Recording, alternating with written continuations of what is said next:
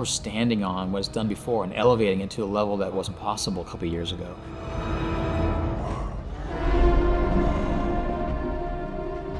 I'm Owen Teague, and I play Noah. My name's Paul Story, and I'm the animation supervisor. I'm Eric Winquist, the visual effects supervisor. Hi, I'm Wes Ball, director of Kingdom of the Planet of the Apes. And this is how we did it.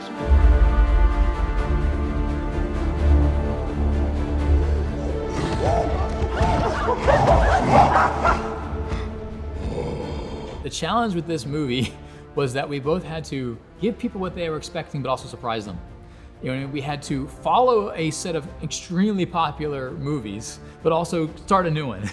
One of the first things I did when we began prepping this movie was to gather a collection of shots from the previous 3 movies that illustrated, what we photographed on the day and why we shot things the way we shot them, and it helps everybody understand what we were all about to embark upon together. We knew early on that it was like, oh, this is going to be a younger story.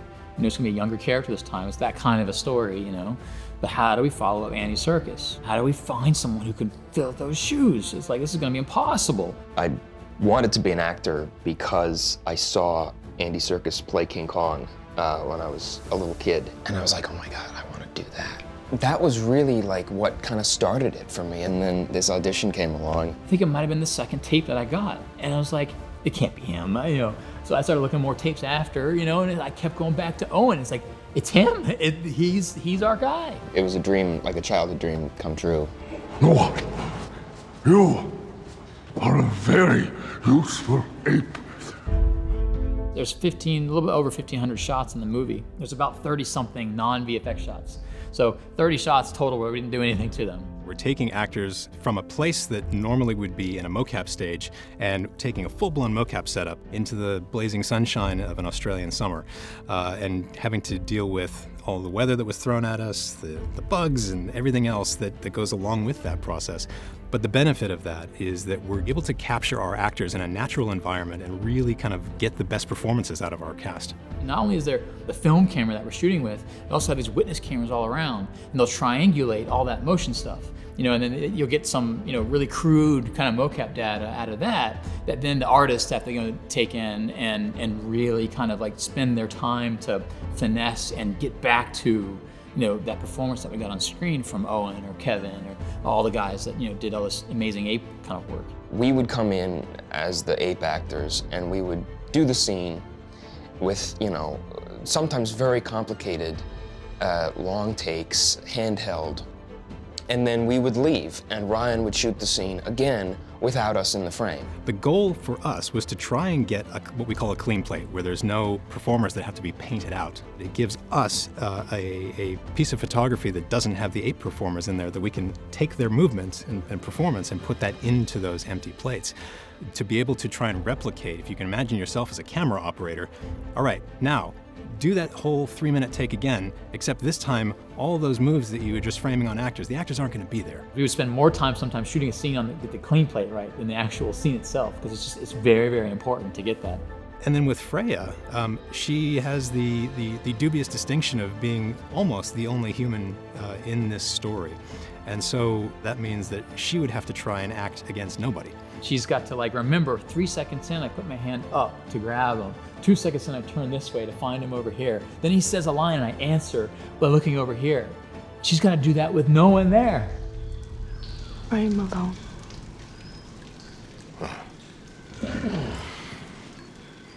As are we all. Underneath our main camera, we also have these 2 machine vision cameras that give us stereo vision, black and white, wider field of view. So Eric can now pull those 2 images up, essentially, and it can extrapolate basically a 3D sampling of the scene. And one of the great things about that process is that we're able to actually go through and not just stitch performances together. Now that with the cameras, we're recreating the backgrounds, we can actually stitch those cameras together. So that just opened up a whole new level of possibilities for Wes and the editors as well. The benefit of performance capture is we can actually take the performance of that one character from take 3 and put them with the camera from take 5 or whatever it may be. It is like making a puzzle piece by piece independently you know, and then it's not till the very end where all these pieces where you kind of shave off that shape and you look over here and think that's gonna fit, and you just hope by the end they're all gonna come together. You have to trust your team and the VFX team to bring what you're doing in the suit into the digital realm. Duplicitous creature.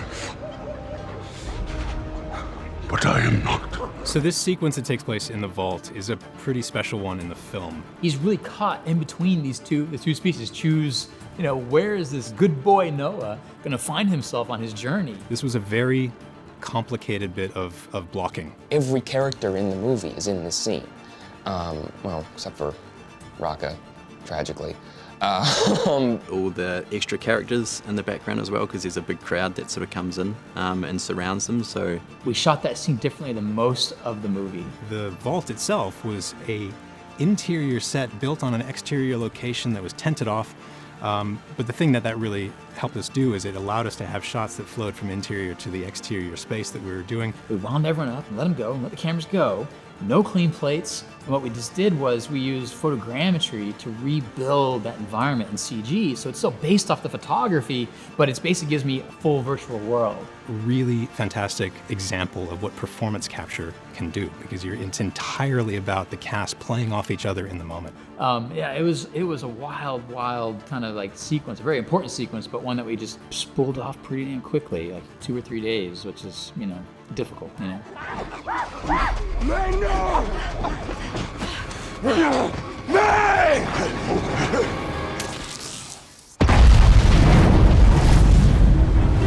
Water is like one of the holy grails, you know, of CG, water and fire. And of course, we have a giant sequence of flooding water. And with the exception of the bridge scene where poor Raka meets his end, or does he? We had a small tank that we built there for the water there, right? Other than that, there is no real water in the movie. It's all CG. There wasn't actually an ocean out there. There actually wasn't, you know, a collapse of water over the dam, you know, as it breaks. If I had to shoot it and build that kind of location, it would take a month to shoot it. We had 2 days.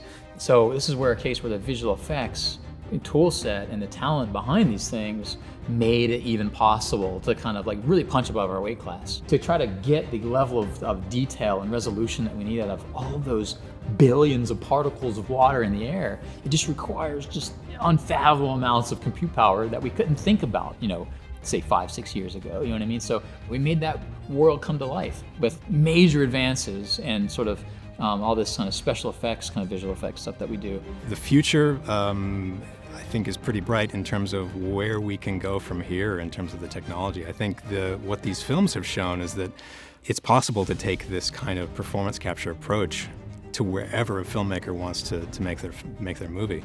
And so I think going forward, a lot of what we're going to be seeing is harnessing, you know, things like machine learning and other technologies that are going to enable us to have smaller footprints and be even more nimble, but still be able to capture really amazing performances. There's something about the Apes franchise that I think makes it so kind of universal. The spectacle aspect of it is, wow, you know, visual effects and worlds and sequences and, you know, even in the original Planet of the Apes, it was the most amazing makeup effects you've ever seen, right? There's an element of like the big production of it all, the spectacle of it all. I don't think this franchise will ever die. I think we'll always want to see apes make our mistakes. And it all, you know, comes down to these movies are ultimately about human drama and emotion, even though they're about apes.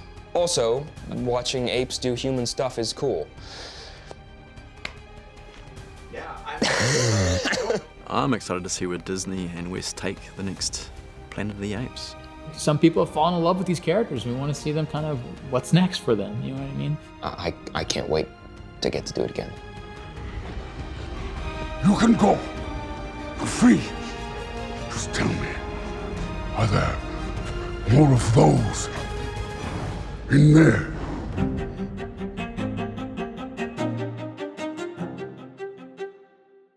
Done? That was great. That's it? You're good. I drove all the way down here for that! Just kidding.